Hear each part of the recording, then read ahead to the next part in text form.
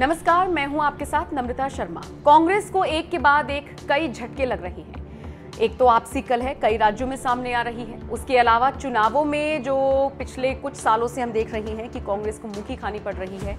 और तीसरी सबसे बड़ी जो बात है कांग्रेस के लिए चिंता की, वो ये कि बड़े दिग्गज नेता उनसे अलग हो रही हैं, दूरी बना रही हैं। जैसे कि अब एक नया नाम इसमें सामने आया है शर्मिष्ठा मुखर्जी का।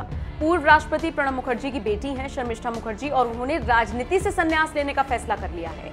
उन्होंने कहा वो राजनीति से संन्यास कह लीजिए या राजनीति छोड़ने का आप मेरा इसको फैसला समझ लीजिए, वो तो मैं कर रही हूं, लेकिन सामाजिक और आर्ट और कल्चर से मैं हमेशा जुड़ी रहूंगी और इससे जुड़े कामों को मैं आगे बढ़ाऊंगी। बाकायदा एक न्यूज चैनल को उन्होंने इंटरव्यू दिया है जिसमें उन्होंने इस बात का ऐलान किया है। और इसके अलावा ट्विटर पर भी एक यूजर के सवाल का जवाब देते हुए शर्मिष्ठा ने लिखा, बहुत धन्यवाद, लेकिन मैं अब राजनेता नहीं हूं, मैंने राजनीति छोड़ दी है। मैं कांग्रेस की प्राथमिक सदस्य हूं और रहूंगी, लेकिन अब सक्रिय राजनीति में मैं नहीं रहूंगी। यानी सीधे तौर पर जुड़ी तो रहेंगी कांग्रेस से, लेकिन प्रचार प्रसार नहीं करेंगी। एक्टिव तौर पर वो एक नेता की भूमिका कांग्रेस में रहते हुए अब नहीं निभाएंगी।